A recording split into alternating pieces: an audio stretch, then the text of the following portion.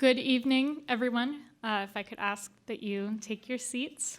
My name is Rachel Alonso, Hearing Officer for San Francisco Public Works. Cerise Walters is the clerk of this hearing. This hearing is being recorded, and a sign-in sheet is on the table on the side of the room, as many of you already signed in or are currently signing in. Please be sure to sign in for our records, and so that, if necessary, we can contact you in the future regarding the item that you're here for. This public hearing is being held to consider 7 items. All 7 items are about tree removal and replacement and tree planting applications. The items are Order number 201738 to consider the removal of one street tree with replacement adjacent to 217 Hugo Street. Order number 201739 to consider the removal of 15 street trees with replacement adjacent to 1001 Van Ness Avenue. Staff has denied the removal of 13 trees and approved the removal of 2 trees. The applicant has appealed. Item number 4, order number 201740 to consider the removal of 7 street trees with replacement, depending on utility placement, adjacent to 912 Howard Street. This is the 5M project. Staff has denied the removal of 5 trees and approved 2 for removal. The applicant has appealed. Order number 201741 to consider the removal of 4 street trees with replacement of 1 to 2 trees adjacent to 681 Florida Street on the 2070 Bryant Street frontage. Staff has approved the removal and the public has protested. Order number 201742 to consider the removal of 7 street trees with replacement, unless otherwise noted, adjacent to the locations below. All trees are within pruning grid 26, 50 Laguna Street, 201 Laguna Street, 251 Laguna Street, 100 Buchanan Street, 206 Rose Street, 488 Fell Street, 104 Webster Street, which is not replaceable. Staff has approved the removals and the public has protested. The final item tonight is order number 201744 to consider the removal of 2 street trees with replacement adjacent to 5407 Diamond Heights Boulevard. Staff has denied the removal and the applicant has appealed. I believe that is a total of 6 items rather than 7, as I previously stated. My job as the hearing officer is to gather the facts for the hearing items, listen to your testimonies, and help our Director of Public Works make determinations on today's hearing items. I will not be making any decisions today. Instead, I will forward the findings from this hearing and make my recommendations to the Director. The Director will make the final determinations. When the Director's determinations are made, the department will notify you of them. Therefore, if you want to be notified, please sign in the table on the side and give us your contact information. The hearing will proceed as follows for all of the items. I will first ask the department's Urban Forestry Unit to make a brief presentation. The Urban Forester will give me a brief summary of the application and will have up to 5 minutes to present the item. On the cases where the department denied the application, I will have the applicant speak next, and then any members of the public may speak. Each person will have up to 3 minutes to speak. Then I will allow the department to speak again to address any concerns.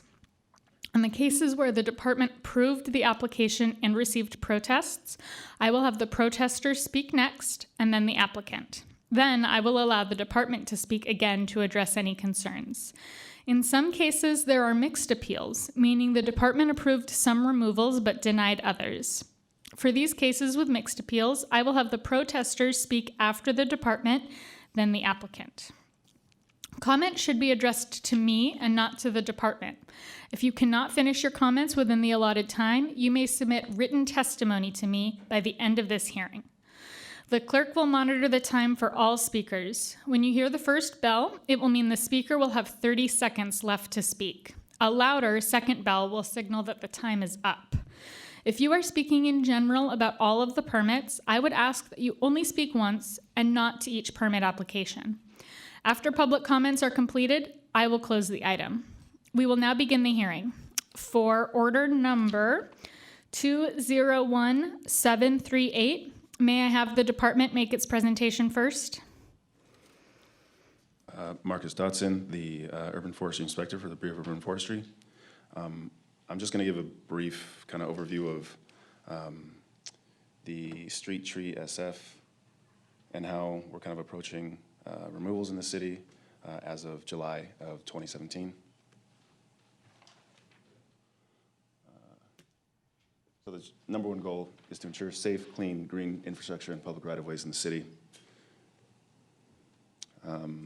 Street Tree SF is a citywide maintenance program for public works. It was on the ballot in 2016 and was passed and was enacted in July of 2017. Basically allocates $19 million in annual set-aside funds for the maintenance of the street trees, of over 125,000 street trees in San Francisco.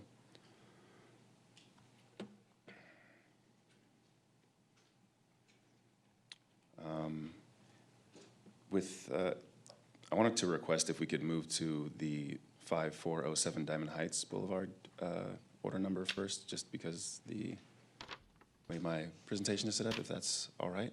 Yes, that is fine. Okay. Repeat the order number, please. It's 201744. The address is 5407 Diamond Heights Boulevard. Yes, item number 7 on the agenda. Yes. No problem. Yes. Okay, with that, I'll go right into that.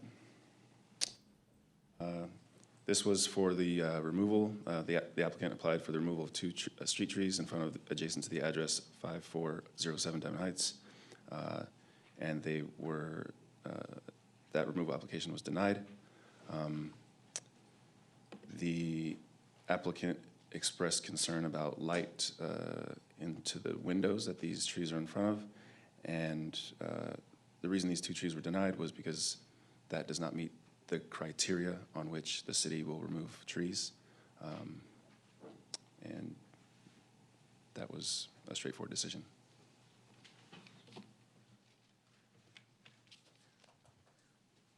All right. Since this is a case where the department denied the application, I will have the applicant speak next, and then any members of the public may speak. Again, you will each have up to 3 minutes to speak. Is the applicant for order number 201744 present? The trees are adjacent to 5407 Diamond Heights Boulevard. Yes, thank you. Hi. Sure. And actually, I'd have new pictures since, well, I'll give you all the pictures I have. Okay. So there's an overhead here. Oh, okay. So, okay, my name is Sylvie Dossi. I'm the bookkeeper of the HOA. So, can you, which side, Marcus? Are we able to have that project up there? So she'll Great. Oh, yeah. Oh, okay, sorry. There we go.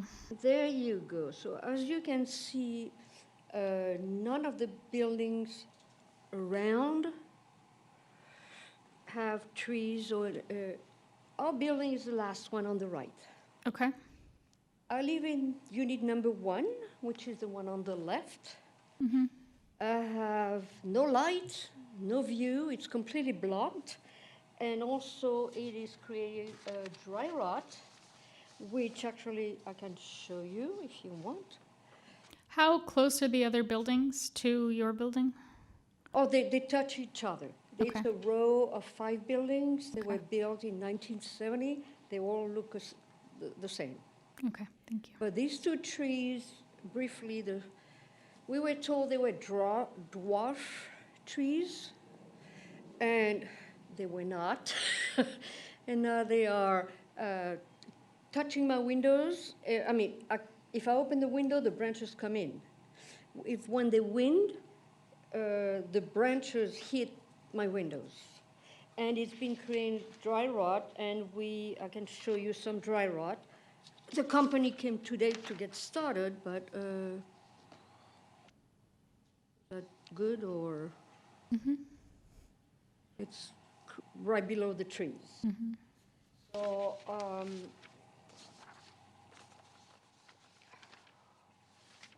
let's see those trees, go right. See on the left, that's a window. And the tree, they're just touching it. Yeah, here's another view that I took today. So, just our building, you can see that they're completely blocking. And this is Allah, the president of the HOA. Do you want to say something, Allah? My name is Alla Gladisheva, and I'm president of the HOA.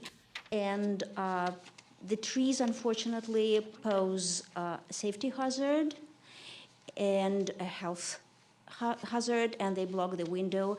And with all due respect to the trees, we're all, we really respect the nature, but I think human is a little bit ahead of nature. So if you can help us at least trimming those trees, we will appreciate it very much.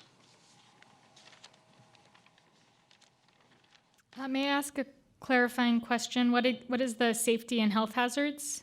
Okay, a couple of years ago, these trees, see the long trunks. The green was all the way down. We had to call the arbor people to trim them from the ground up, so we can actually be seen when we are unlocking the door, because anyone can hide behind this. So we have been recommended by the police and the city to trim all the green, all the growth above, which we did, but now they're getting out of hand, unfortunately, and well, we're asking you to help us. Thank you. Yeah, that's another view of, my window is right on the left, and you see the branches are against it. And like I say, if I open the window, they come inside.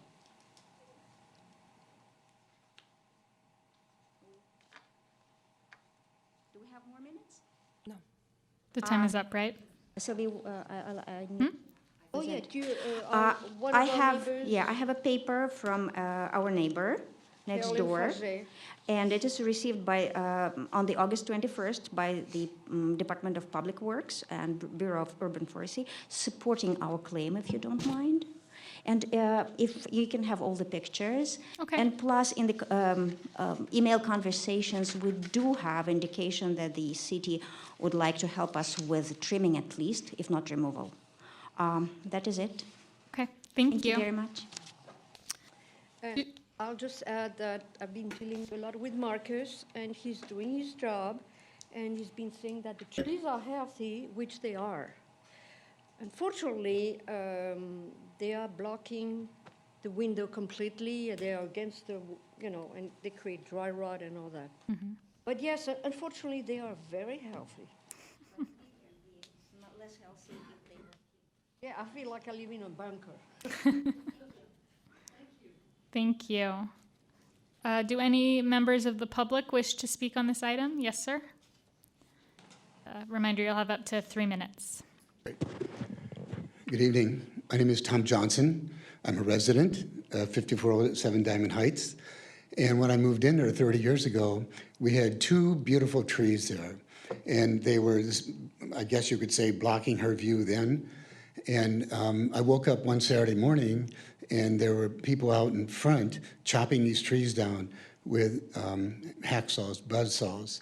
So I appreciate you not taking the trees down right now and having this hearing.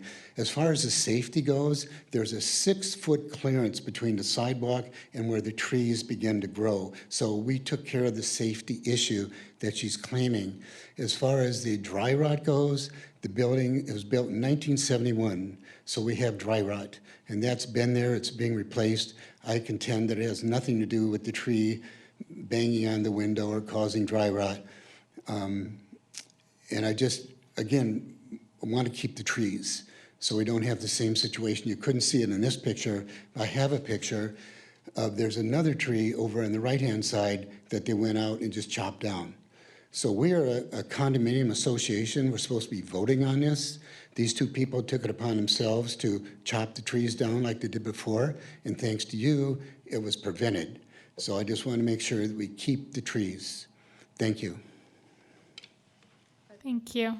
Sarisa, rebuttals permitted? No, sorry, ma'am. You could submit a written. Could you submit a written comment as such?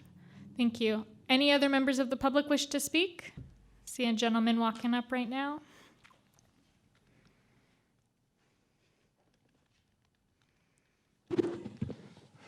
Hi, I'm speaking to 5407 Diamond Heights Boulevard. My name is Michael Nolte. I'm a native San Franciscan, and when we hear about homeowner associations going out of their way to do things misappropriately, according to a fellow neighbor, that's what homeowner associations are for, is to vote. I think whoever's speaking on behalf of the homeowner association for this project don't understand maybe the rules and regs of a homeowner association. And, you know, there's a reason why one is created, and it's created to do maintenance and other kinds of services on behalf of the residents.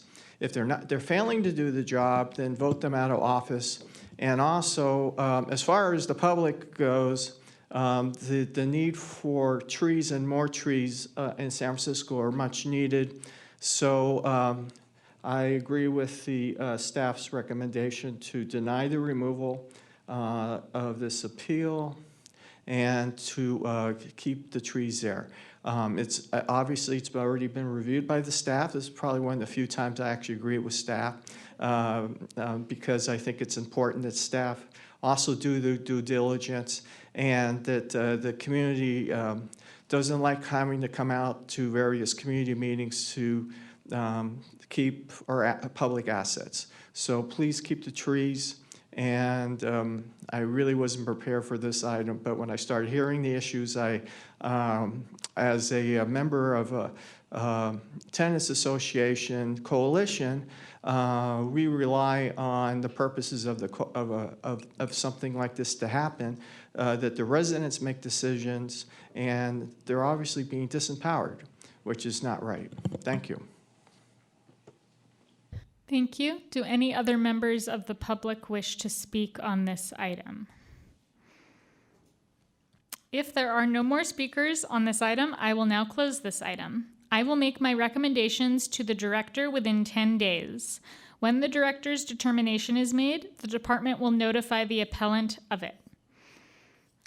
This item is now officially closed. That's item 201744, and we'll now move on to the next item. Thank you. Marcus Dotson, Bureau of Urban Forestry. Are we on are we going back to the agenda order? Yes. All right, so we're now on agenda item number 2, which is order number 201738, to consider the removal of one street tree with replacement adjacent to 217 Hugo Street. Sorry about that. Let me just get there. Okay, this is not in the right order, but we'll get there.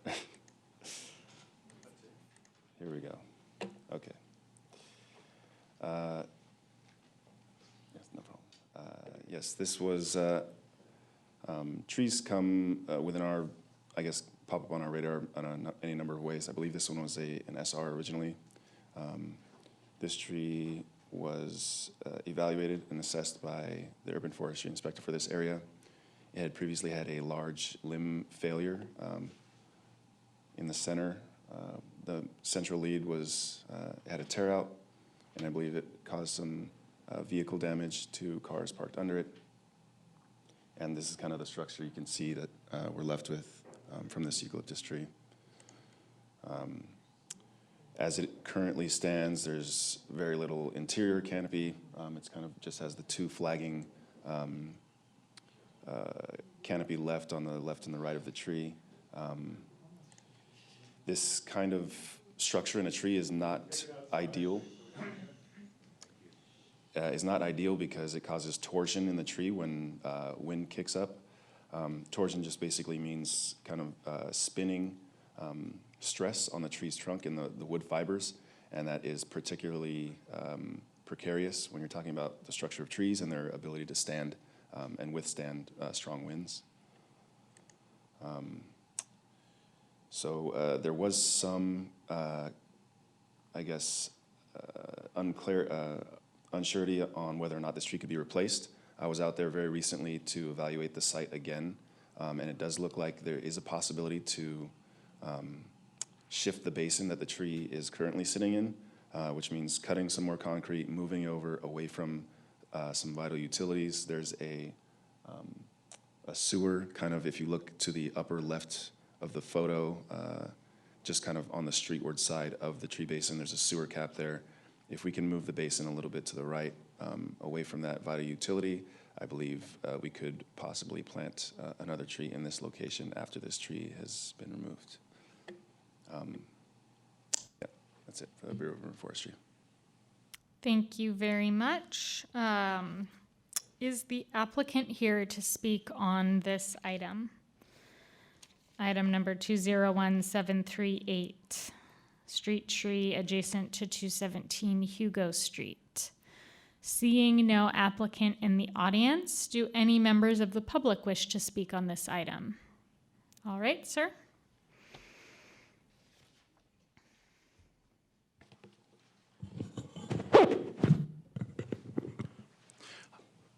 Hi, my name's Roy Leggett. I'm a consulting arborist, and Amir Kunin and Erica Goldblatt, who live immediately next door to the right and are very close to this tree, asked me to take a look at it and write a report. So I want to make sure that you have my report. If you don't, I'll give you my copy before I leave. I don't disagree with, okay, I'll have to use it for my presentation, but then I'll make sure you get it. The tree is hazardous, in my opinion, as well, so I don't disagree with staff.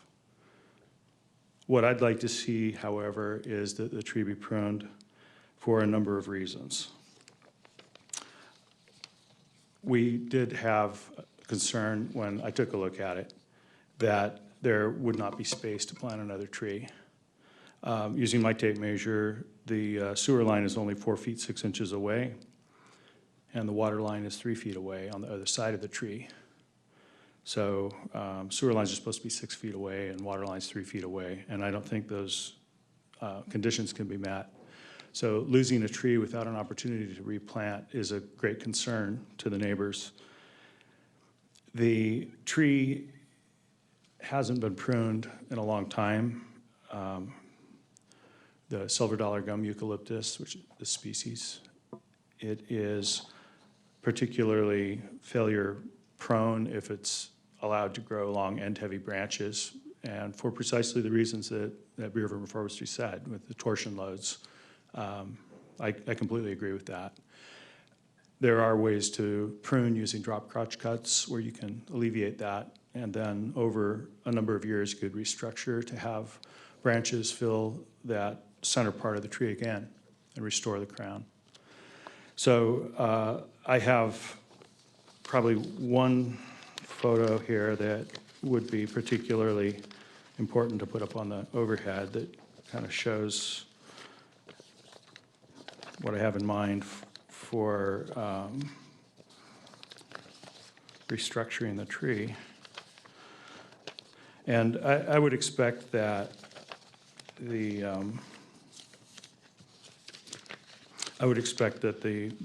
property owner or the developer who is purchasing the property would be held responsible for doing this kind of pruning work and doing it under the direction of somebody similar to myself. I'll just use this to illustrate these branches, such as this one, have grown out to become long plumes of foliage and bending the branches down like big springs. And it doesn't take a lot to cause those to get cracks in them and fail.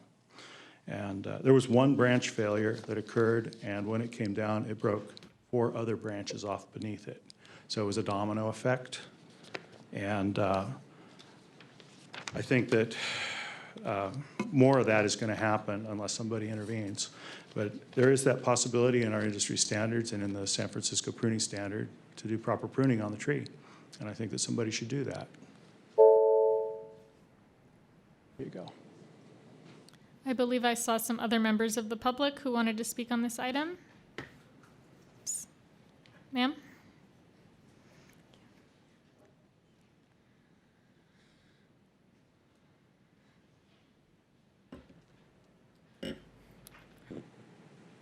Hi, I'm Erica Goldblatt. I live next door to 217. I live at 231 Hugo Street. And so Roy Leggett went over the assessment of the tree, but just as a neighbor and as a neighborhood, we value this tree. The tree is, I've lived in this home since the 70s. This tree is over 30 years old. And even if it could be replaced, which is questionable, due to the placement of the utilities, this is the only canopy tree on this block. And I just want to very quickly put down, if this is black and white, I'm afraid, but if I may just put this up. So I did a study of the neighborhood, of all the adjacent streets. Our street, Hugo Street, between 3rd and 4th, has 2 street trees, one of which is the tree in front of our house, which is a 6-foot magnolia, tiny little thing. So this is really the only canopy tree. All other blocks in our neighborhood have between 5 and 25 plus trees. We will be totally barren without this tree in place. There are businesses on this block that have, there's a cafe that has an outdoor seat or outdoor seating. And without this tree, it will be it will feel raw. It won't have a neighborhood feel to it. So that's, and I actually have a note from the business owners that they support saving this tree. I requested public records about this tree, and there was a notice to the property owner dated April of 2017, which asks the owner to maintain this tree. And it says that, basically proper, and I have a copy of it, but proper pruning of this tree would prevent the necessity to remove it. So the city in 2017 asked the property owner to maintain the tree. And now here in 2019, after he failed to act, here we are with a tree removal order. And I just don't think that it's necessary. And it will irreparably harm this block. Even if a tree could be replaced, a tiny little tree is not going to make a difference if it's the only tree on that block. I'm not sure how this popped up on the city's radar, but the 311 complaints about this tree were neighbors asking for maintenance and for removal of branches. I have printed comments reflecting that from the neighbors. Nobody asked for removal of this tree. And finally, this property has recently sold. The ownership of it is kind of in question right now, but either the property owner or the developer should be required to maintain this tree. If they're going to do a big project here, it's highly doubtful that they will replace this tree or will support replacing this tree, and we will be left basically just cement outside of our home. So the neighbors asked that this tree be saved. Thank you. Do you have a copy of the 2017 notice? May I I do. have that? And did Roy give you the his assessment? Yes, I have a copy of that.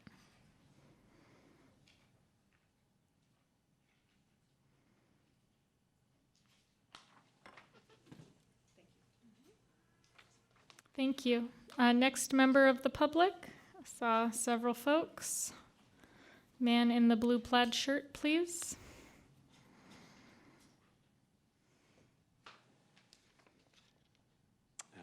Thank you. I'm Amir. I also live at 231 Hugo Street, which is adjacent to this tree.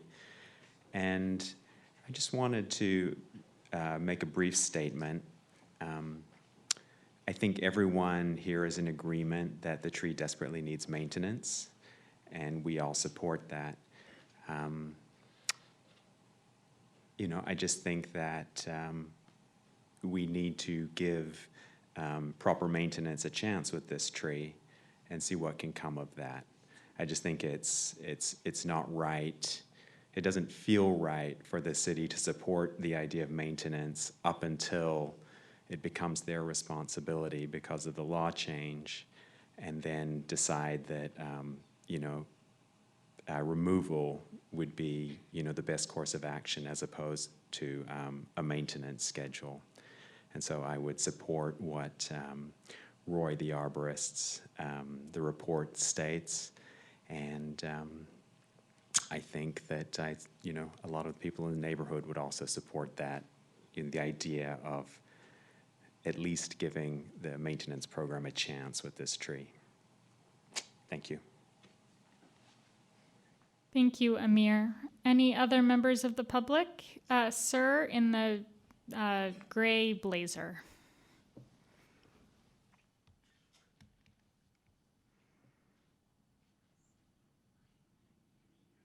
Hi, Len Eggert. I live around the block on 3rd Avenue. I'm here in support of what others have said about the pruning. I live with my partner, Lori Shockley. We go around the corner in front of this, near this tree every day to the coffee shop. It's a beautiful tree. It is really the main tree on the block, and I would want to echo what Erica said. It brings life to that block. It's really important to have. It seems like everyone, even the department, says the tree needs to be pruned. It seems like the prudent course of action. Removing the tree at this point seems too tenuous as to whether or not there would be a replacement tree. So it would be a real loss. It would be a huge loss for the neighborhood. For this block, it would change it. And I think we should give the pruning option a chance. I was actually there when the branch fell, and I saw the effects of it. I don't know, I think the department representative mentioned vehicle damage. I did not see vehicle damage. I'm sure that may have been reported, but we moved the branch away, so there was no major effect of this. I certainly understand that it could pose a hazard down the road, but if proper pruning, which I did review our expert's report, it seems it's eminently doable and reasonable and would address any kind of hazard concerns. So for those reasons, I've spoken to people in the neighborhood and they want the tree to remain. I could attest to that fact. So I would support offering the option of pruning, and I would ask whether or not anybody approached recently the owner of the building to determine whether or not he would be willing to undertake this, or anyone else in the neighborhood, because given the support that we've heard about, I think that could be possible. If not, I think the city certainly should save this tree by pruning it. Thank you. Thank you. Next member of the public.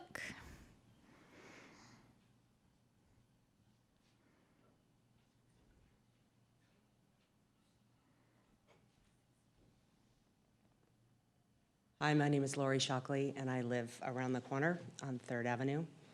And everything's been said, and I wanted to reiterate my support of the report and also the emotional appeal of keeping a tree in the neighborhood. It's a beautiful old tree, and I believe that the option of pruning it is being a little bit dismissed out of turn, and to rip something down without giving it an opportunity to live and be part of the community and to keep the neighborhood together. It's one of the few things that's on that neighborhood that actually makes it a neighborhood. So I just wanted to voice my opposition to the removal of that tree. Thank you. Thank you, ma'am. Are there any other members of the public who wish to speak? Yes.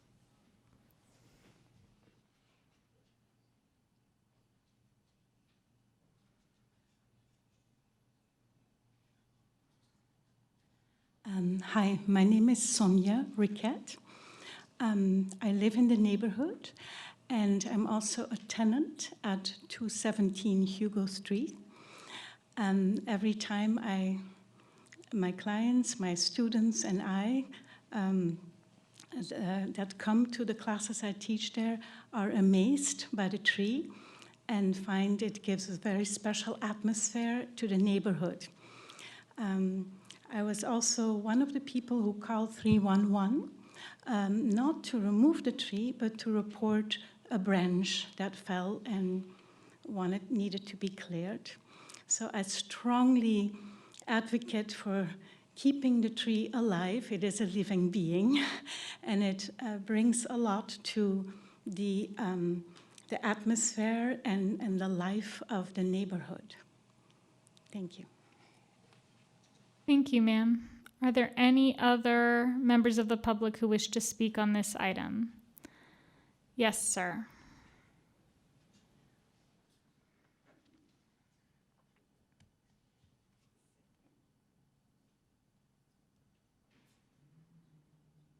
Hello, my name is Lance Carnes. I don't live in that neighborhood, but I'm kind of lately got obsessive about statistics from the Bureau of Urban Forestry. And I found that there was a study done in 2017 called Every Tree SF, where they had arborists that walked around all the streets of San Francisco, looked at every tree, and they noted the condition and whatever, and they actually came up with a recommendation for each tree. And recommendations, anywhere from priority 1 removal for the trees that were definitely dangerous, priority 1, 2, 3 removal. The next level down was priority 1, 2, 3 prune. So this tree at near 2017 Hugo came in at priority 2 prune, which is not a removal, it's actually just something, maintenance item. And the people in the audience were asking who would pay for this. Well, the city has $19 million for maintenance of trees in the city. So I think they could peel off, a couple thou to get this one pruned. So, thank you. Thank you, sir.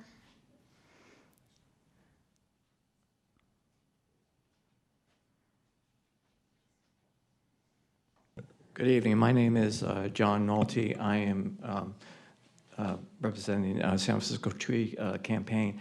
And looking at this tree, especially at the bottom, the special design of around the tree well, by pruning it, you save the concrete and you also save the design of the tree well, which is also part of the landscaping of the neighborhood.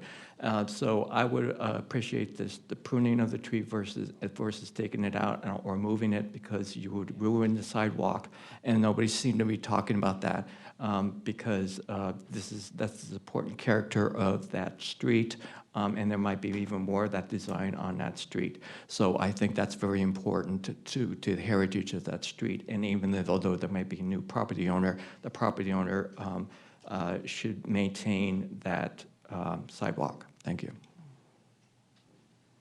Thank you, sir.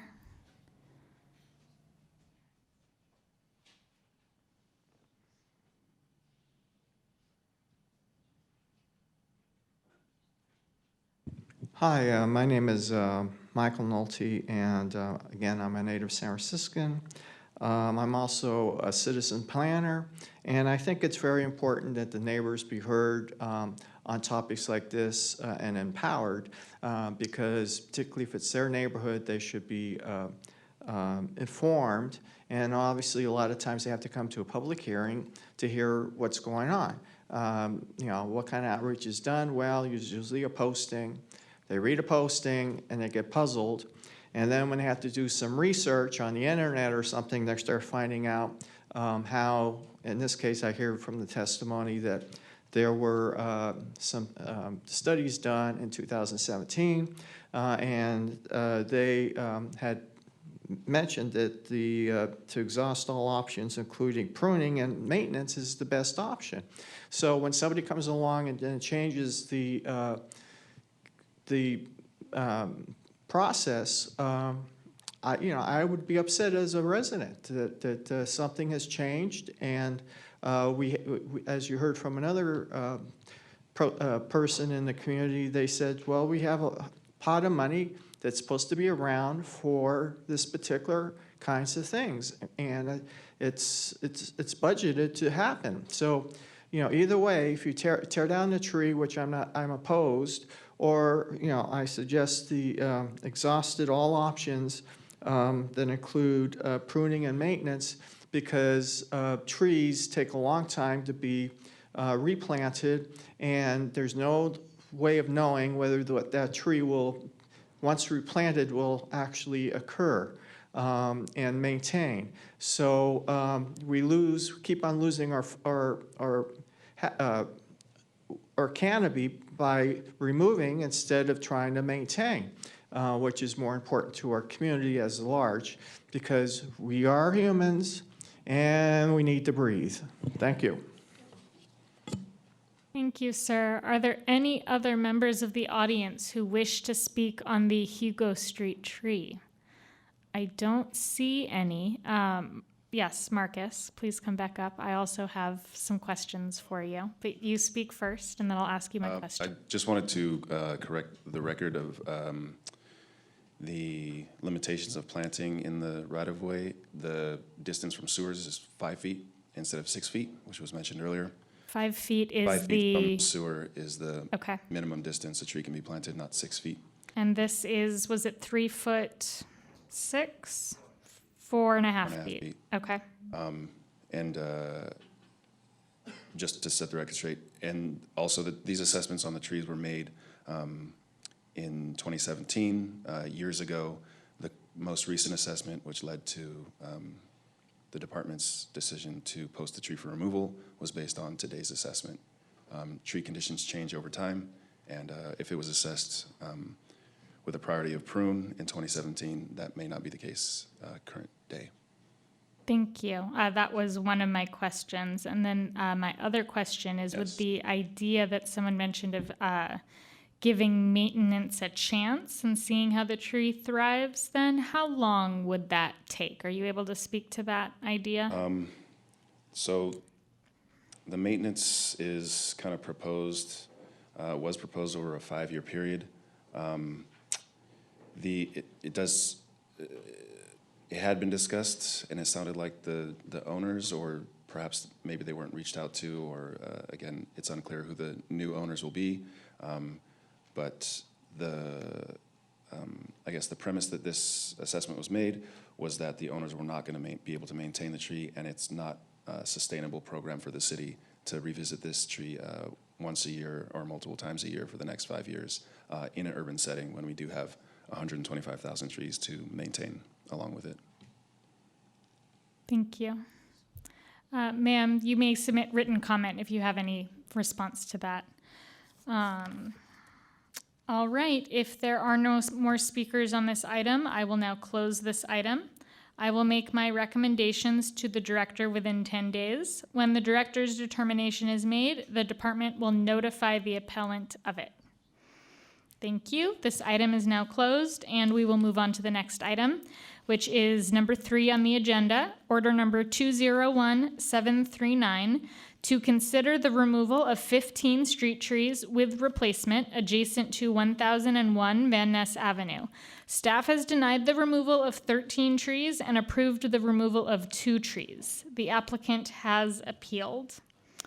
So first we'll hear from Marcus, and then since this is a mixed approval and removal, we'll have the protesters speak after Marcus and then the applicant last.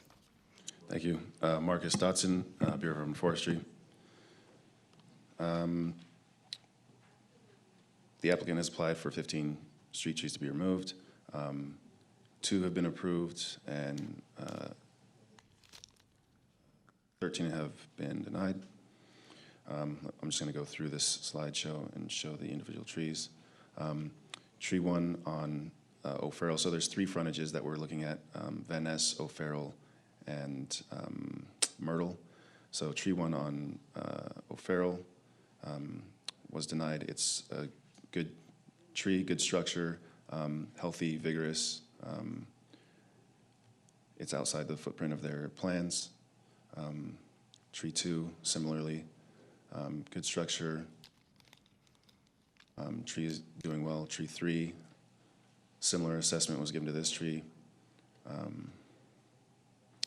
Tree 4 follows suit. Same with tree 5. Tree 6 as well, good structure, vigorous growth. And tree 7 has been approved for removal. It has a slight lean to it. If you can see on the picture on the right, there was a tear out kind of just before the canopy begins to branch out. That will often let in, bacteria, fungus, things like that. It doesn't seem to be compartmentalizing well. This particular tree is also in the proposed footprint of a curb cut or a driveway for the new building. The curb cut was decided to, or was, I assume, was decided to put at this location away from the busy intersection as to not cause traffic buildup on Van Ness, which is a very well-traveled street. And for all those reasons in combination is the reason the Bureau approved this removal. The next tree that was approved for removal, this one is, this was on Van Ness. Oh, I'm sorry, this is another tree, another picture of tree 7, I'm sorry, on O'Farrell. So again, this tree, not as vigorous as the other trees. The canopy, there is a little bit of dieback. So it's not doing well and shows many signs of decline, which also gave us more reason to approve this tree for removal. Tree number 2, or position 2 on Van Ness, was also approved. This tree is a dead tree. It was assessed by the urban forestry inspector in that area, and for that reason, it was approved for removal. The other trees on Myrtle were denied for removal. A large deciding factor for these denials were that the trees are in a very small right-of-way. They're not replaceable if they were to be removed. This tree, although it is damaged at the bottom, it does seem to be compartmentalizing this damage. It will take some time for it to completely compartmentalize this wound, but we want to give it the chance to do that. Again, this is another tree. There are 7 of these trees on Myrtle Street that I'll go through here. Tree 2, these are all fern pines, but they're tough trees, and they're resilient, so we're hoping that they'll pull through. Again, these were all denied for removal because of their condition, their resiliency, and the inability to replant these locations if they were to be removed. Thank you. Thank you. Are there any protesters here? Again, the protesters will speak before the applicant. Okay, sir.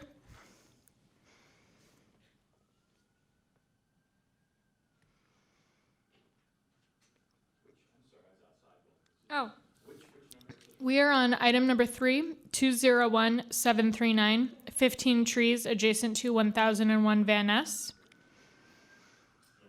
I'd like to make this comment about this item, the next item, 201740, and the next item, 201741. My name is Lance Carnes, and before I came here this evening, I looked up the trees that are cited in these orders, and they do not appear in the official records, not all of them, just a few of them. Of the 15 trees in this particular item, only 4 are in the official records. The next item, 201740, there are 7 street trees at 912 Howard Street. The records show no trees at 912 Howard Street. And the next one, 201741, there are 4 trees at 681 Florida Street, and I only showed 2 trees there. Let's like to make a comment to Department of Public Works and Bureau of Urban Forestry. If you're going to list a tree for removal, I think it needs to be tagged to or tied down to an official record of that tree. And I can't find 2/3 of these trees in their records. So just my 2 cents. Thank you. May I ask what the record is where you're looking for the trees? Yes, I have 2 databases I got from Department of Public Works under Sunshine request. One is called the All Trees SF. It's the result of the Every Tree SF census, 2017. The second database I have is the one that is used by Department of Public Works, Bureau of Urban Forestry internally, and I got that on a FOIA request also. So, and both don't show these trees as being at those addresses. So in future references and future listings of trees to be removed, it'd be useful to have something more that pins it down, like there's a tree ID that's usually assigned to every tree. There are actually X and Y coordinates on the planet, you know, that shows where that tree is. But these addresses don't help at all. So sort of a small point, but I think if you're going to make a public request to remove a tree, then it should be on the records. Thank you. Thank you, sir. Marcus, would you like to respond to that? Yes, Marcus, Bureau of Urban Forestry. The searching by address can be a bit difficult amongst the two databases that he referenced. Sometimes an address is listed for the streetward side of the building, and the actual tree is on if it's a corner property, it's on the other side. That could be a reason for some of the trees not showing up. Sometimes there are duplicates. We are in the process of cleaning our database, and I believe he's working with our urban forester directly to get more clear information on our database, and I'll let them continue to do that. Thank you. Thank you. Are there any other members of the public who wish to speak on this item, 1001 Van Ness?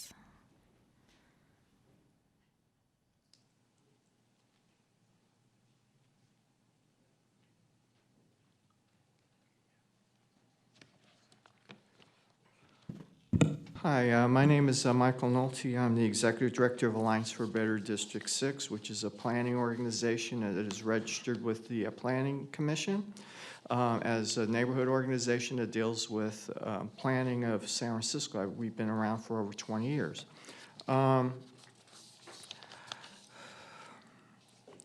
The 15 trees around the old Cron station does not fit the policy of our organization to have these trees removed.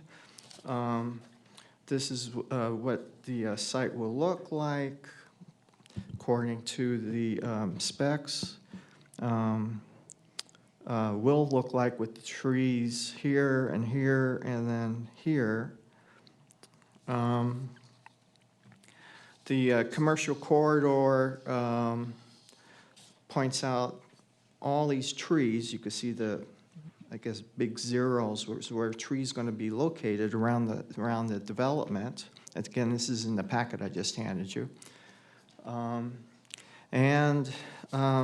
Here's another shot of tree lineage around the development. Also on the other side of this street, and then on the other side of this street. As you know, the BRT is going to go in, and that might change some of the where the trees may go. This is the landscape plan for Geary Street, and this right here would be where the development is. So, you know, I think a lot of times when people come to do a presentation, they hardly ever use the overhead.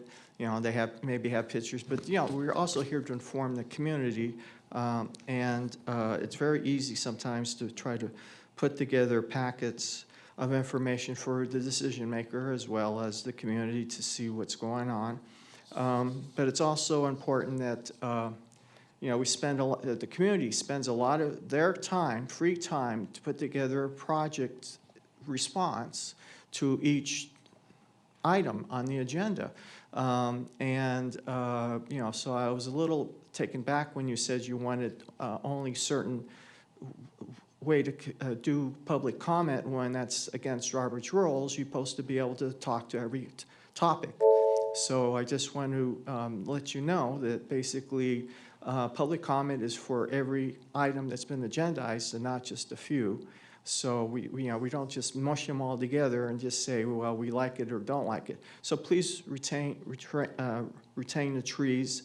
It's against our policy to see these trees removed unnecessarily. The community needs more trees, not less.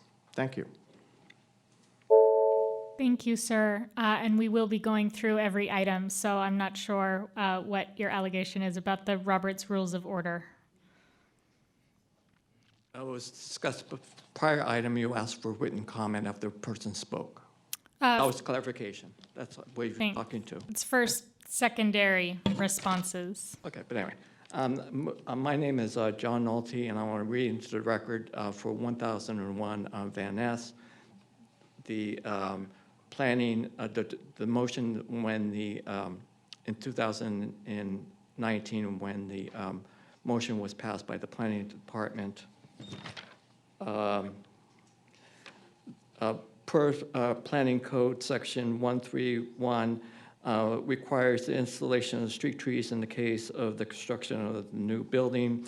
124-inch box trees is required for every 20 feet of property frontage along the street in the alley, and any remaining fraction of the 10 feet or more of the frontage required by the additional tree. The specimens and locations of the trees installed in the public right-of-way shall be subject to approval of the Department of Public Works. The requirement of section 131.1 may be waived or modified by the zoning administrator pursuant to section 2428, where DPW cannot grant approval due to practical difficulties. The site contains 648 feet of street frontage along Van Ness Avenue, O'Farrell, and Merle Streets, requiring a total of 32 trees at the project site. There are 16, by the way, 16, this is a new report dated in 2019, so we just lost one tree. 16 trees at the site, and up to 8 of which would remain. The project would install 28 new trees for a total of 36 trees provided at the site. So this is a motion from the planning department, and also I want to bring in two issues here. I don't know who started, because it wasn't really talked about in the presentation, who requested the removal of these trees. And if it's because it's a project being built, you only need one side of the property to use for construction. And also, since the BRT, there's a BRT on the Geary Street side and a BRT on the Van Ness side, and since he said that the two on the, or at least two on the Van Ness side were dead, and they had the construction yellows wrapping around those trees. I like it on the rest of the trees because you're saying that they're not to be removed, so I like that to be part of the order, that the remaining trees be wrapped too, and also work with the developer to not to take out the trees, and also to space the additional new trees when they go in, accordingly to the order of the Department of Planning Department. Thank you. Thank you, sir. Are there any other members of the public who would like to speak on this item? Seeing none, is the applicant present? Will you please sign in before you go? Thank you. Here's the package. PDF, can I just put it on here?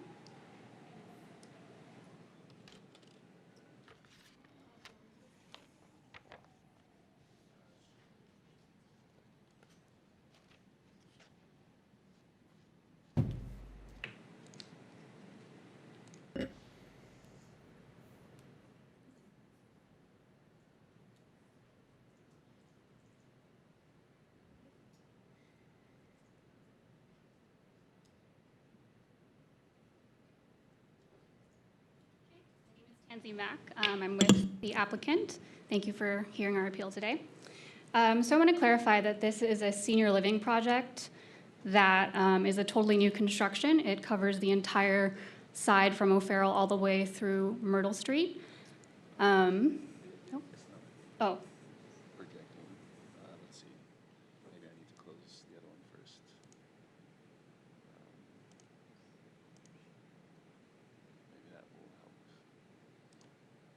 Thank you.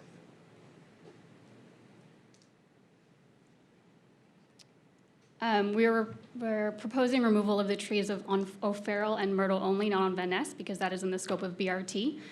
We will be replacing all of the trees as well as proposing 5 net new trees on Myrtle and O'Farrell. We had a consulting arborist, Walter Levison, who is here today if you have additional questions, do a study of our site. He determined based on the tree conservation suitability ratings that 80% of the trees are in poor condition, which take into account the construction and demolition that is going to be going on. So you can see here all the trees in red are that, and the yellow were in moderate. And in addition to that, although Myrtle Street is only 7 feet wide and 7'6" would be the minimum we were told, the overall streetscape design is really dependent on these street trees. They really provide a buffer between the streetscape itself and the buildings behind it. They make the street much more walkable and livable, as well as providing privacy for the neighbors and the residents of this building. The replacement of the Myrtle Street trees was also a really important factor in the support from the Planning Department, Commission, and the neighbors, and we have an addendum with all the support letters from the neighbors describing the new street trees on this area. A lot of the reason for the relocation of these trees is for the ingress and egress of the site. For a senior living facility, where we locate the ingress is really important for their accessibility into the building, and therefore we need to locate these trees in a rhythmic and appropriate way for the site design. Again, for the street trees on Myrtle, what our landscape designer is proposing is using paver grates here on the bottom left corner, which would actually provide a additional walkable surface as compared to the about 3 foot wide kind of planter tree pits that are there right now that are just open to the surface.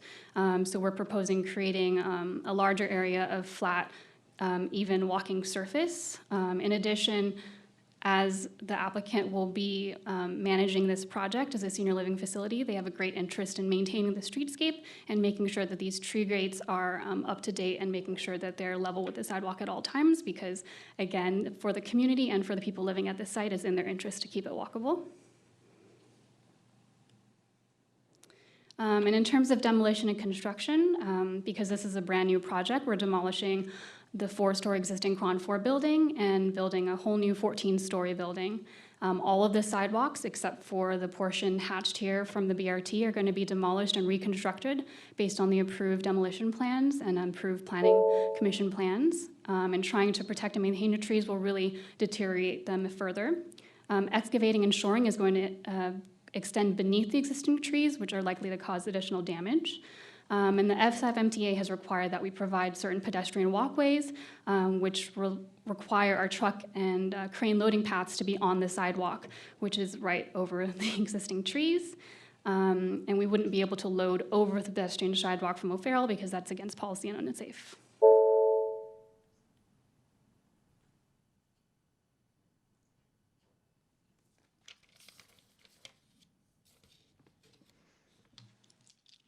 Thank you.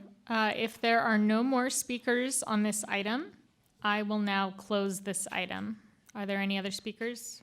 Marcus and then woman. Marcus, Bureau of Urban Forestry. I just wanted to clarify one point that was made earlier about tree protection. The Bureau of Urban Forestry does pursue and enforce tree protection whenever there is construction and there are existing trees on site. I don't want people to think that we've lost sight of that. Thank you. Thank you. I just want to say briefly, it seemed pretty... Please state your name for the record. I'm sorry. My name is Susan Ciutat. Okay. I just want to say briefly that it seemed pretty clear from the applicant's presentation that it's going to be more expensive for the developer, period.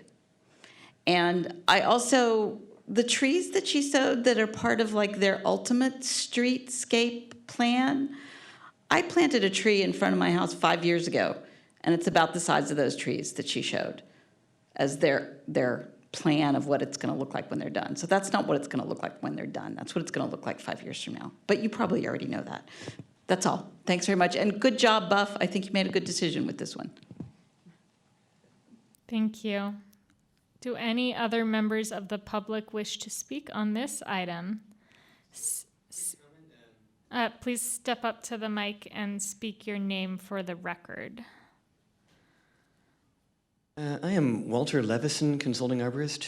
Millbrae, California. I'm the project arborist working for the developer. And just a quick comment on the O'Farrell London plane trees.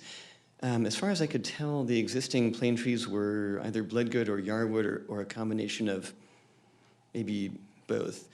The problem with Yarwood and Bloodgood's cultivars of London plane tree are that they are susceptible to either anthracnose fungus in the spring and or powdery mildew in the summer.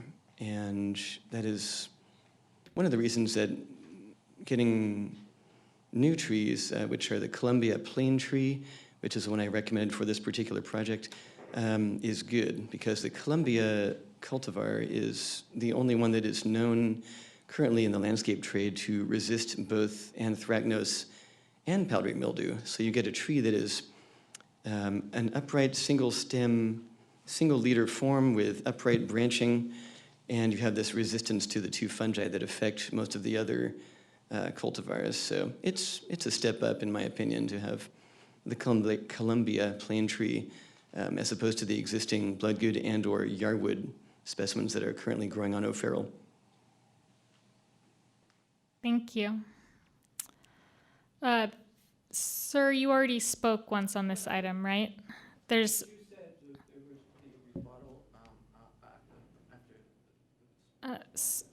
Cerise, are there rebuttals allowed for members of the public? I thought each member of the public was only allowed to speak once per item.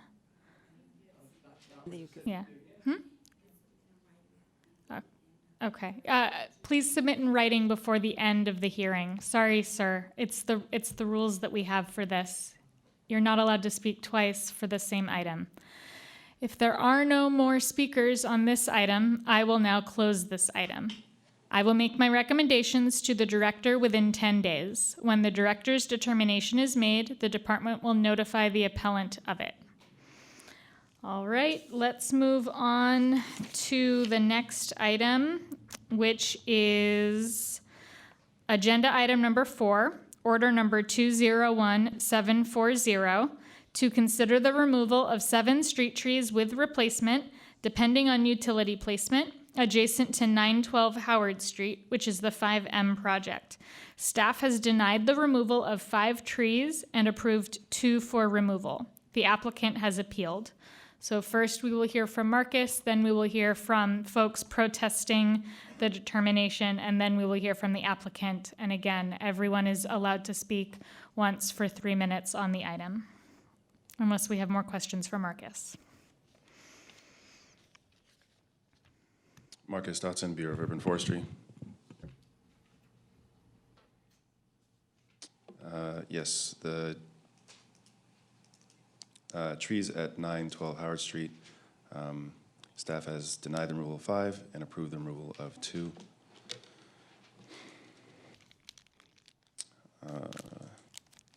The 4 magnolias were denied for removal along Howard Street.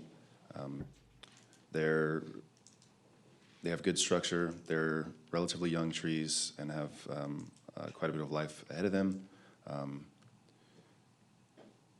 These are trees 3 and 4, again on Howard Street. Tree number 1 was denied for removal. This is Pittosporum. This is along Fifth Street. This next slide shows where all of the trees were removed, meaning one tree was illegally removed. We will seek punitive fines for the illegal removal of this tree. I also want to back up a couple of slides to show that there is no tree protection around these trees during construction. We also pursue punitive fines in the event that the developers do not put adequate tree protection around these trees during construction.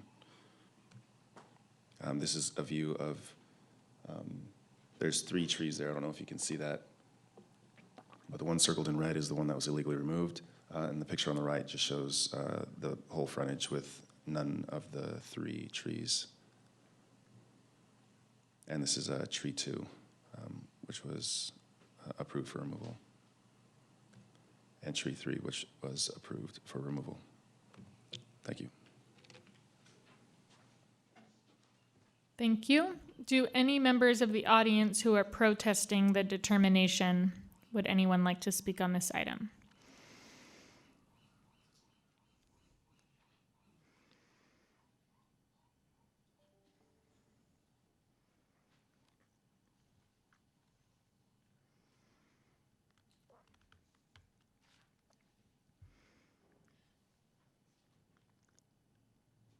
Overhead, please. Please state your name for the record. Sure. My name is Michael Nolte. I'm the Executive Director and co-founder of the Alliance for a Better District 6, which is a planning organization, and we believe that citizens planning is a very important part of involving the community in what they do. We encourage residents to get involved in the planning process. We are an outreach organization on behalf of the Planning Commission. We receive neighborhood notifications. Here is the Howard Street set of trees based on the Planning Commission's action. And this is just for Howard. There's 2 other ones for other streets. And this is only relevant, so I'm going to give you a copy of that. Again, we do our own research. I don't know what kinds of stuff you end up seeing, but I'm also a community organizer, and I believe that the 5M Project did a miserable job of doing outreach to the various community groups. I've never seen such a bad experience with the Planning Commission schedule. A public hearing to hear the public project that was scheduled for September 17, 2015. The 5M Project Outreach canceled in October their outreach to our organization and rescheduled it for November. Same thing with the second group that I happened to organize in the community. They did the exact same thing. They placed themselves on the agenda, but they end up rescheduling for November of 2015. Now, if the hearing is in September, we as the community don't get any input. So they made a big deal about all the outreach they did to the community, but really all they did was go out to the community stakeholders that they could get for support. And those were the big nonprofits. So we as a community also feel that any removal of trees on Howard Street, we don't trust a big corporation that's involved here because of their history with us in the community. They actually cause the same harm to other community groups and stakeholders, and so we don't believe that they should be rewarded for removing trees on Howard Street. So we do not support, for this and many other reasons, we also believe that we're human beings and we need to have fresh air. Also leave a copy of that. Thank you. Thank you, sir. For your reading. I'm not sure how much material you actually get on these things. Lots here. All right. Do any other members of the public wish to speak on this item?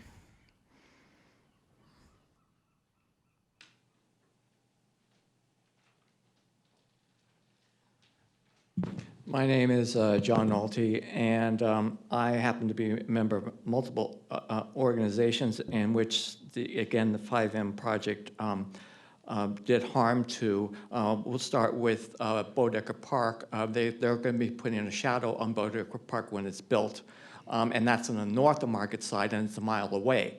So, and we actually ended up taking them to court on that shadow.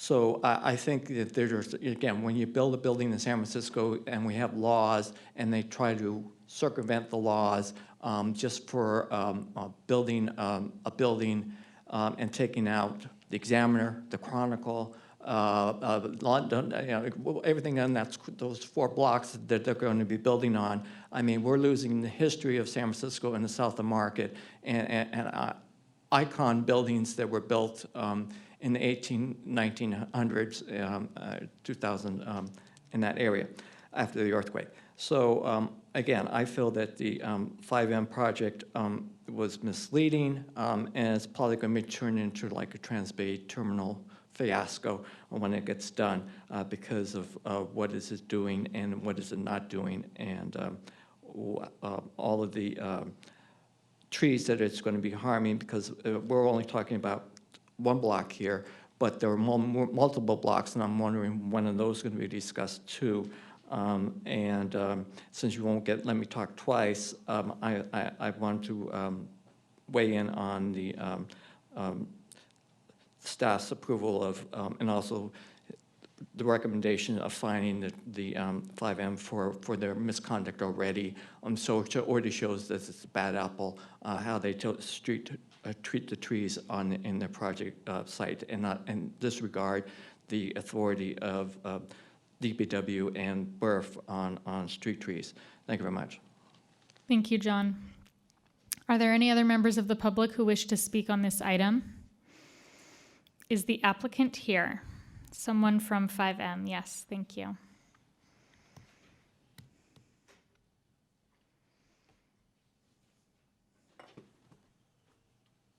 Hi, my name's Robert Pears. I'm with the developer, Brookfield Properties.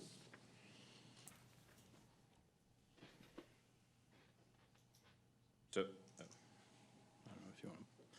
So this is an overview of the street trees that were just described by staff at Buff. So there are 4 street trees on Howard Street, as well as 3 street trees on 5th Street. 2 have been approved for removal along 5th Street.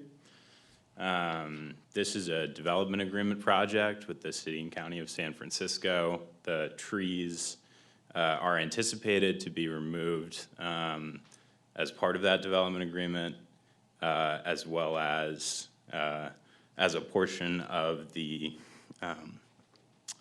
special use district in the planning code. That refers you back to the design for development, which gives us our guidelines for planting new trees within the district. The development agreement essentially, for a large project like this, is a contract between us and the city that permits the removal of these trees. Just to cover a plan of sort of our proposed design, this is immediately around the block at Howard Street. So we would be planting 5 new street trees along Howard, 2 new street trees along 5th for a total equal replacement of 7, plus planter boxes along Mary Street where street trees are not physically possible due to the constraints of that right-of-way. Additionally, as part of the 5M project, there's about an acre of open space that's getting provided.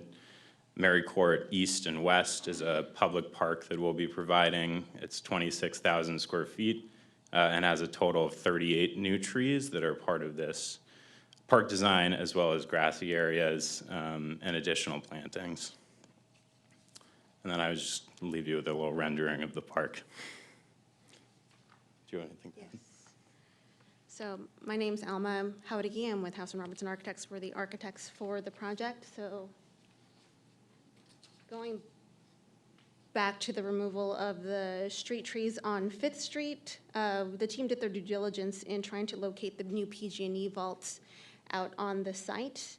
And the only place that it was physically possible to do at being 12 feet wide by 80 feet long is on that corner of 5th and Natoma. The team did try to maintain some potted trees in front of the PG&E vault, but we were ultimately rejected by PG&E for safety. So in lieu of keeping those trees there, we're replacing them in kind on 5th. And same for Howard. So we are doing a streetscape improvement for the entire block. So we're ripping up all of the existing sidewalks and replacing them in kind. We're also providing streetlights for public safety at that corner of Mary and Howard. And with that new streetlight, it encroaches on Bureau of Urban Forestry's requirements for street tree distances from street corners and street lights. So in removing that street tree, we're also just, reallocating the other trees to be, more aesthetically pleasing, and also by adding additional trees that are, in theory, healthier to the site. Where is the PG&E vault? PG&E vault is this in green or yellow. Okay, thank you.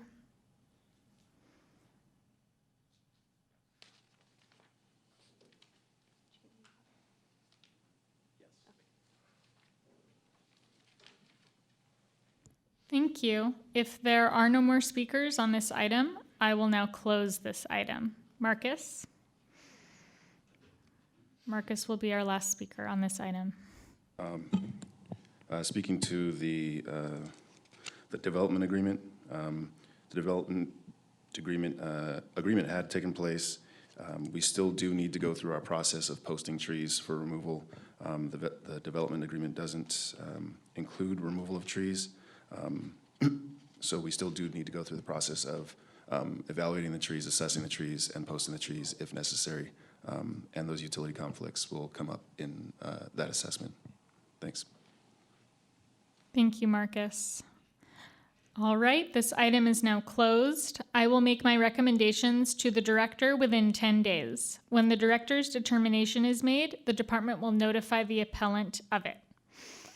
We will now move on to the next item in the agenda, which is agenda item number 5, order number 201741. To consider the removal of 4 street trees with replacement of 1 to 2 trees adjacent to 681 Florida Street on the 2070 Bryant Street frontage. Staff has approved the removal and the public has protested. Marcus Dotson, Bureau of Urban Forestry.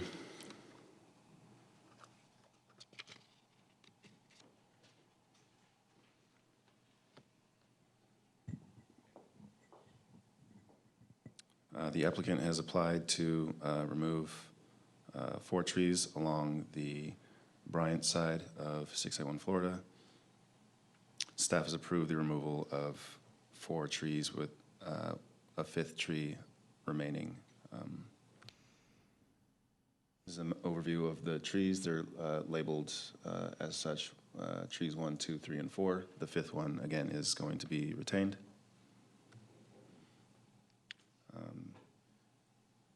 This kind of shows trees 1 through 3 to the left of that red line in the arrow. The first tree being the one closest to that red line or that utility pole, and then following down the street. The last tree on this row closest to the white truck is the maple that will be retained. This is an overview of the project. The 4 blue circles represent the trees that are going to be removed. The plan is to possibly plant a tree, an additional tree next to the maple, and then 4 trees on the Florida side, moving forward with this project. The first tree that was approved for removal is a dead prunus species. The second is a oak that was approved for removal. The structure is not great. It's struggling in this area. It's doubtful that it will be able to thrive in this spot. This one was also approved for removal. This tree is typically a house plant. Not sure how. Yes. So the photo on the right is the tree earlier on. It looks like it's dated at 2015, and the picture on the left is a current photo of the tree. It's in pretty bad decline. Again, it's usually kind of a house plant, but someone must have planted it there years ago, and it just, this is the result. So that one was also approved for removal by the Bureau of Urban Forestry. This is a New Zealand Christmas tree. This was approved for removal. Again, really problematic structure. A lot of branches emanating from one point. As the tree grows, that'll just create problems, included bark, tear outs, and things like that. This is, for those reasons, this tree was approved for removal. This is a diagram kind of two possible locations for trees to be replanted after the two are removed, or the four are removed, I'm sorry, on Bryant, along with the proposed trees to be planted on the Florida side. The lines in red are kind of where the utility markings may possibly be able to be rerouted to allow for two new trees to be planted on this side, where the original plans don't show trees planted here. Yes, and that's it. Thank you. Thank you. I will now have the protesters speak, followed by the applicant. Do any members of the public wish to speak on this item?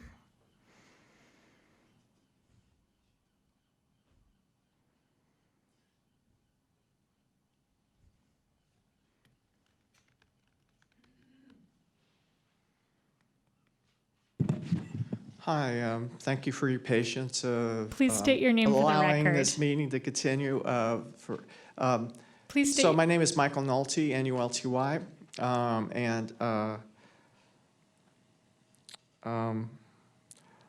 you know, I think when a tree actually dies, then it's probably time for it to be replaced. I'm not sure the status of all the other trees because they seem to be somewhat healthier in the condition of maybe some pruning needs to be done. If those measures can't happen, then maybe I think that's first is to do the pruning. So if one of the trees is mentioned to be dead, so you know you can't resuscitate something that's dead. So you know, it is our policy to have healthy trees and maintain the healthy trees and give all the options to the trees before just deciding to remove them. Our organization, the Alliance for a Better District 6, is you know we actually like to see trees, giving them all the chances they can. If you know you got to water more or whatever is necessary to keep them going. I think that there has been a lot of neglect to our trees in San Francisco for over the years, and this is showing why so many trees need to finally catch up to the pruning and maintenance that they desperately need in the community to make sure that anybody responsible, in this case now it's the city, to do their job. So please help the trees before we kill the trees. Thank you. Thank you, Michael.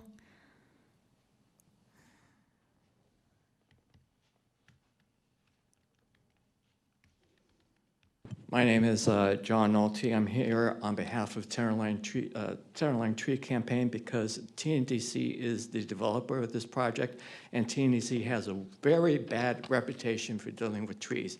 And I would like TNDC to be fined for 4 trees dying on the Florida side because I looked at them and I watched what the workers did during lunch break. I actually went twice, and I saw what they were doing. They were tearing down the signs, actually, for the postings for DPW. And also, because they didn't water the trees, they've had access to the site for a number of years because there's another building over that's being built. And so that one, again, TNDC let the trees die because they have a track record of killing trees on their property. As a matter of fact, when I tried to plant a tree or trees in front of one of their properties with DPW because they were asking for sites for 30 trees in the neighborhood, and I gave them some sites, and one of them was a TNDC property. They said, "Oh, we can't plant in front of TNDC's property because it's a hotel." So I'm giving you an example. They know the record of TNDC firsthand, and also Since I've been doing it for over 18 years, I've watched how TNC has destroyed the trees that were planted when trees were originally built in front of their properties, and now they're gone because they don't maintain, water them, or when they acquisition of a site, they do the same thing. So this is what happened at this site. So I would like them to be fined for the trees that were on Florida, and also the trees that were on Bryant Street, because they were there and weren't talked about. So therefore, they were probably illegally removed before they started the construction of the site. So I would like you to go back to your databases again and find out the trees that were on Bryant Street that were there, because obviously they were there, because it's a very healthy neighborhood with trees, and I don't understand why one side of the property has trees and the other side don't. That don't make sense. So I would appreciate that and I do like the idea of adding more trees because one is dead, but I think pruning should be done first before taking out the trees, and also that's my response. Thank you. Thank you, John. Are there any other members of the public who would like to speak on this item? Seeing none, is the applicant here to speak on this item? I do not see an applicant. Marcus, do you have any additional information? Okay, I have no other questions for you, so I will now close this item.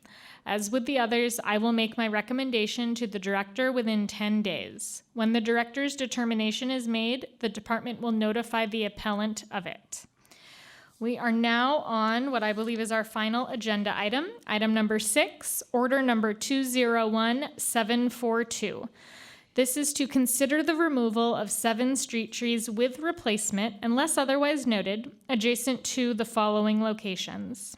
All trees are within pruning grid 26, and the addresses are 50 Laguna Street, 201 Laguna Street, 251 Laguna Street, 100 Buchanan Street, 206 Rose Street, 488 Fell Street, and 104 Webster Street, which is not replaceable. Staff has approved the removals, and the public has protested. Thank you. Marcus Dotson, Bureau and Forestry. As you stated, all of these trees are included within grid map, or what we internally call key maps, key map 26. I briefly touched on this at the beginning of the presentation. Key maps are kind of smaller grids comprised of several blocks, and it's a way for the city to bundle contracts. We then will give out to internal contractors and external contractors to complete tree work, which includes tree pruning and tree removal. Excuse me. Each of these trees was evaluated with this in mind. The inspector will go out and assess an entire grid map before these key maps are then bundled and given to our contractors to start the work. So these trees were posted in pursuant of that.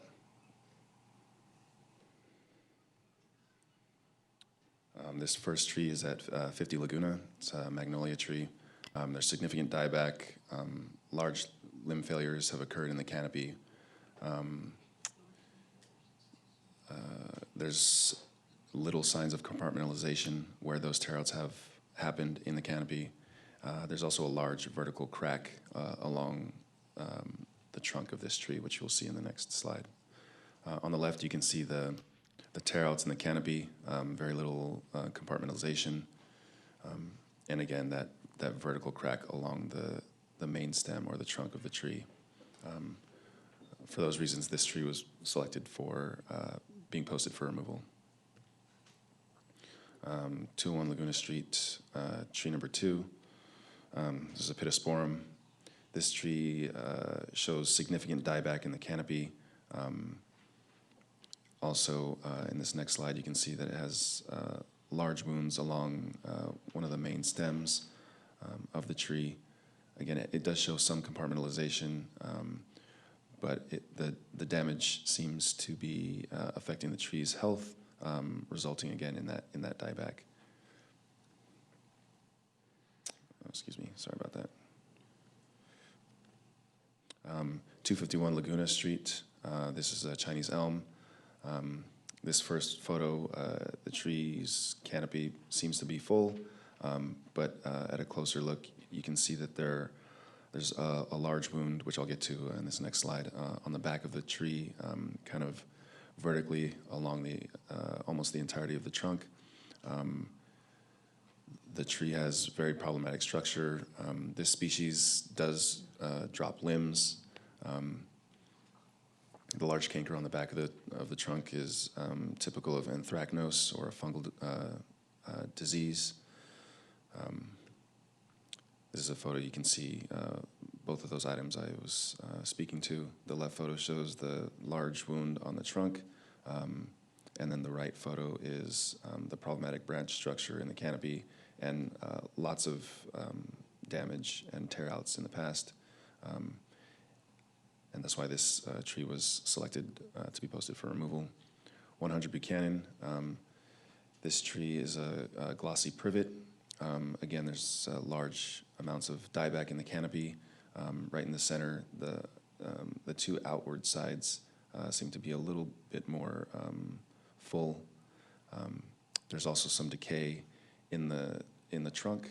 On the left, you can see the decay that goes fairly deep, and then also one of the main large branch unions in the canopy in the photo on the right shows a lot of decay, which is most likely weakening this union, and that's why this particular tree was selected for removal. 206 Rose. This tree, the canopy appears to be full, but when you look on the back side of this particular tree, you can see that it has a large wound on the back that has stopped compartmentalizing, and you can see that the cracks go a bit deeper than just the superficial crack on that left photo. And on the right photo, it's a bit more challenging to see, but that wound does continue and spirals up the trunk and into the main kind of branch union at the beginning of the canopy. 488 Fell is a blackwood acacia. I mentioned the species in this particular instance because this tree has a track record or a history of whole tree failure when roots are pruned, and it's just typical of this species to have the tree fall over in its entirety when damage does occur. You can see at the bottom of this photo that the pavement was redone. Most likely the roots were pruned. We'll see a closer picture of this later as I move through these slides. First, I'll show you a couple of examples of this particular species and what happens when there are whole tree failures. This was an example. It's 742 Haight, root failure. Again, this is a blackwood acacia, and you can see the whole tree just toppled over. This is that same tree, kind of pointing out the root rot and the small root ball, which may have contributed to this tree falling over. There's another photo of another blackwood acacia, again, whole tree failure. This is another angle.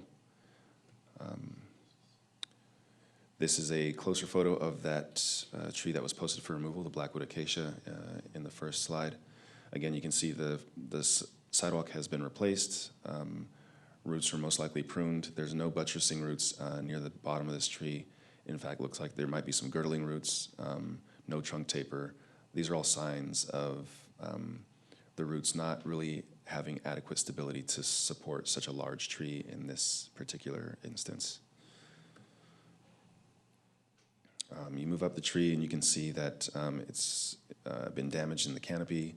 It's missing bark. It doesn't look to be compartmentalizing in those areas specifically. And finally, there's some signs of some fruiting bodies or fungus in one of the cracks in this tree, which is clear evidence of decay. Anytime you have decay in a tree like this that has fruiting bodies, it's not a good sign, and this is, among other reasons, one of the why we chose to post this tree for removal. 104 Webster is, I think, the last of the trees that we posted for removal for this particular item, and this one cannot be replaced. This tree had been severely topped in the past. It's sharing a basin, a 3x3 basin, with another tree or another plant, Angel's Trumpet. This next photo looks like somebody tried to kind of stitch them together to help the Angel's Trumpet grow. If you look into the canopy a little bit, you can see where those topping cuts happen. Those really small, kind of slender branches are evidence that the tree was topped, and those are sprouts that have been allowed to grow. Those don't create great branch unions as the tree matures, and it's not going to contribute to a healthy tree in the future. Again, just more photos of the weakly attached branches in the canopy. So the Angel's Trumpet is on the right, and then the May 10, the tree that we posted for removal, is on the left. I'm sorry? They're both coming down? Maintaining the Angel's Trumpet would be difficult. We'd like to see it maintained, but it appears to be held up entirely by this tree. I'm not confident that that tree would stand on its own, but it's possible. It's possible that that tree could be maintained. This next slide just shows kind of, there's a carob tree right next to it on the right. The May 10, the one that we flagged for removal, is circled in red. You can just see its size in comparison to the other trees, probably being shaded out by the larger tree next to it. It's just not a healthy tree, not a great specimen. I do want to preface these removals again by saying that it was part of a key map. Again, the inspector's gone out in this area. There are more than 1,200 trees in this key map that the inspector is going to visit personally and walk by and do assessments on. Trying to be proactive since the enactment of Proposition E and the city assuming responsibility of all street trees in San Francisco. We do want to be proactive and get ahead of things instead of letting trees like this one remain and possibly fall or, cause damage in that way. Thank you. Thank you, Marcus. Are there any members of the public protesting the department's determination who would like to speak? Yes, ma'am.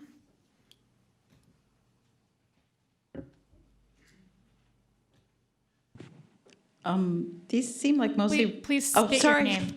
Susan Ciutat. I live in Hayes Valley. I've been there for 17 years. These seem like mostly reasonable decisions, except that last one, and maybe it's just because I don't understand the decision. But I just want to say something, address the topic of avoiding trees ever having limbs fall or even collapsing completely. The risk of that versus enjoying the tree until it does fall down, I think is something that needs to be taken into consideration. I actually had an acacia tree in front of my house fall down completely in a storm. And when it did, there was no damage to property or persons, and until it fell, it was a beautiful tree, and I enjoyed it. And then when it was gone, I paid for the stump to be removed and planted another tree. And I think a lot of times that's what happens when a tree falls or a limb falls. And I think we're in the middle of a climate crisis. People love trees. They soak up carbon. They produce oxygen. This thing is unbelievably gorgeous. And for the people who live in the community, a limb falling or a tree falling is a tolerable event. It's not a crisis that we need to do everything we can to prevent. The other trees looked super unhealthy, and maybe it makes sense to get rid of them. It doesn't seem like it makes sense to get rid of this last one, especially since it's so gorgeous and you're actually removing 2 trees. But I just want to say, as a member of the public, I mean, we endure a lot of risks. Bicycle riding is risky, but we do it anyway. Driving is risky, but we do it anyway. Trees can be risky, but we love them anyway. So it's just that last one that I would like them to maybe either keep or give a better explanation of why they think we need to get rid of it. But it seems like they're making reasonable decisions. Thank you. Thank you. Are there any other members of the public who wish to speak? We'll hear from John and then you, sir. I have a question first. Please Since speak there's- your name for the record. No, but hold on. I have a question. You're the chair. I am the I have chair. a question. Since there's seven items, trees in different locations, why should I only have 3 minutes?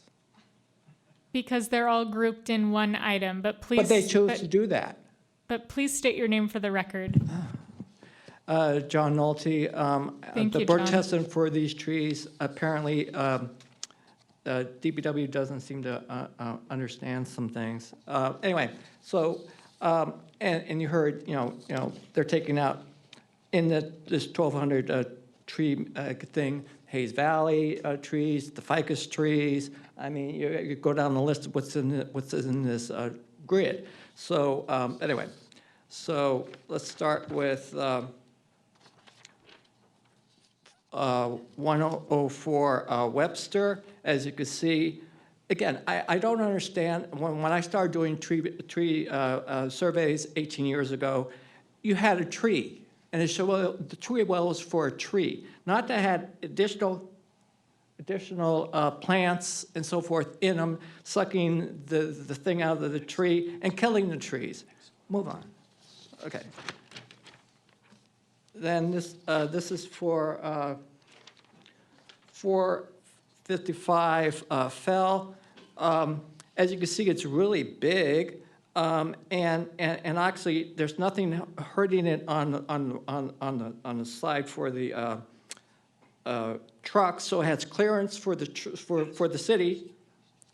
So there's nothing wrong with that. Then this one is for 1,000 Buchanan. This tree is in front of UCSF's dental clinic, and I'm concerned that it wasn't the dental clinic that caused this problem. It was the construction across the street, because they just built a condo, and a couple of meetings ago, you took out the tree because of the contractor across the street, and he built a 3-story building across there, and he refused, because he wanted to sell his property, he refused to have a tree in front of his property, and I told him to put him across the street, and he wouldn't do it. Then we have 251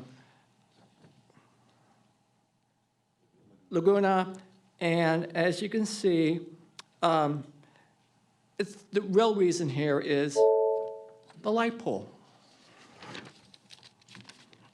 And that's the reason for removing a tree. So these are for you. That's it. I don't.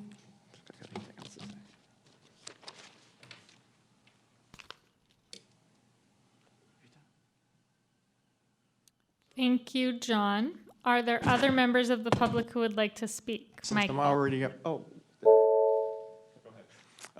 Please Sure. state your name for the record.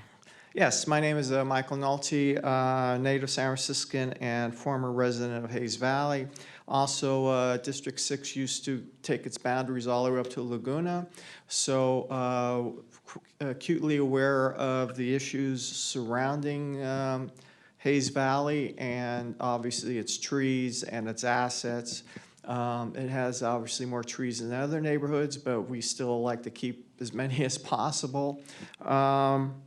And I'm surprised that I don't see very many people from the Hayes Valley Neighborhood Association here. It seems like you burned them out from other hearings.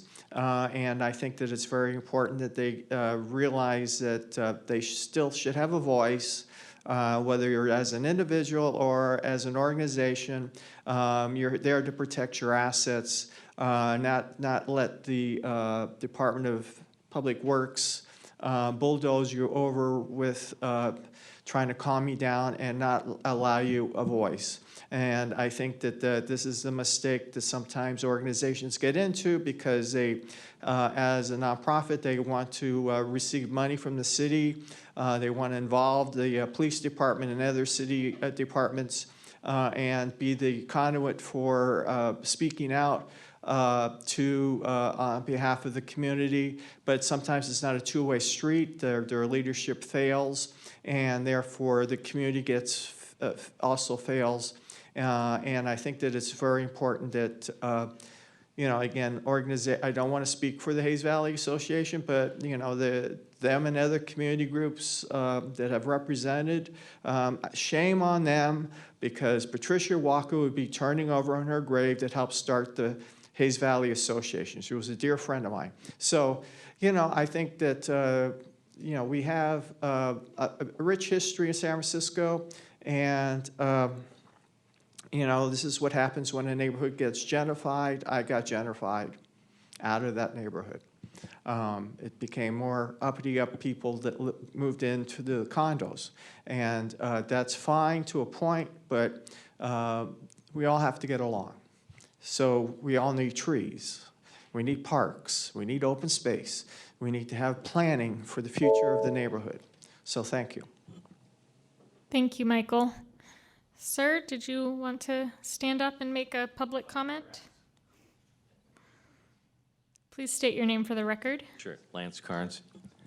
Let's see, just wanted to say offhand, okay, so all 7 of the trees in this item, I was able to find on the maps. So you guys can do it when you try, right? Mm-hmm. Okay. The one that came up, the 3 middle ones, Buchanan, Rose, and Fell, came up as being, they should be removed. So that's your call.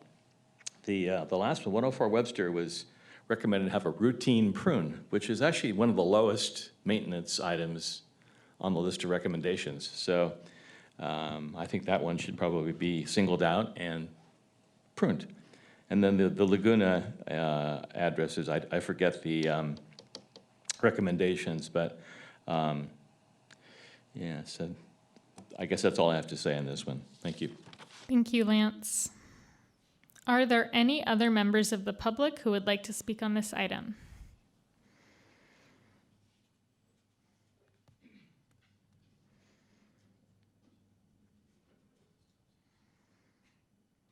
Hi, my name is Sina Torkamanha.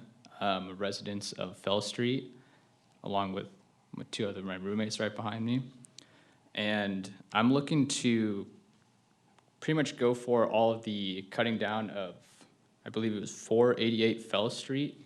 I don't know if I have, do you think I could go back and click the picture on them?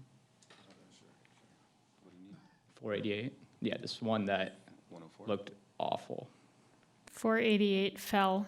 Yeah, the one with the uprooted roots, the decaying, the fungus inside. I mean, essentially it's a hazard, totally. It has telephone wires going through it. It even shows telephone wires that have been bent because it's been pushed from the tree. The tree actually pushed up on our window. We live literally right next to this urban ritual. And I mean, just other things about the tree. I mean, it's a fire hazard, whether the telephone pole is catching on fire, whether a car might have caught fire below it, and the tree lit on fire, the entire infrastructure of those houses right there would be jeopardized. That's just a little bit of the infrastructure damage. I mean, anything from insects going on the tree onto the buildings, termites, ants burrowing into the wood. I mean, you can also look at things like, the tree falling. I know she mentioned that falling trees are tolerable, but I just don't see that being a viable solution to any type of environmental concern in a city, right? I mean, she's like, yeah, we drive every day, but yeah, we put seatbelts on as well to prevent any type of problem. You can park your car underneath it. The car gets a bunch of sap running down it. If the tree was to fall, it's going to cause a lot of car damage, as long as probably even personal health damage if you're below that. I mean, I wouldn't want to be below that, but I guess she thinks it's tolerable. So, I mean, going on of what Michael said earlier today, he mentioned and quoted directly, actually, your neighbors should be empowered to make a decision. And I believe that's exactly the case because our lives are the most directly impacted by this tree being here, and any type of problem this tree causes will be the first ones on the line. And as someone that, let's just cut this one down, and that's it. Thank you. Thank you. Are there any other members of the public who would like to speak? Roommates from 488 Fell. Marcus, do you have anything to add? I did miss something when I was presenting earlier. The Hayes Valley Neighborhood Association, Friends of the Urban Forest, and the Bureau of Urban Forestry are currently in conversations and working with the community members to plant more trees in the neighborhood, not only in the places that these trees are proposed to be removed, but throughout the neighborhood. So to the gentleman's point about the community being involved, those steps are being taken, and we are trying to plant trees along with the people who live in the area. And they know about these proposed removals, so they would potentially target these locations Yes. for the new plantings? Yes. I think that's it. Thank you, Marcus. If there are no more speakers on this item, I will now close this item. If you have anything to add, then you can provide written comment by the end of the session. Again, I will make my recommendations to the director within 10 days, and when the director's determination is made, the department will notify the appellant of it. We're now at the end of the meeting, and I want to ask if there is any public comments on any of the items on the agenda. If you have spoken, you will not be allowed to speak again. This is for those who might have come late or didn't have a chance to speak. Everyone was able to say their piece. Thank you all for coming. If there are no more public comments, I am closing this hearing. This hearing is now closed. Thank you all.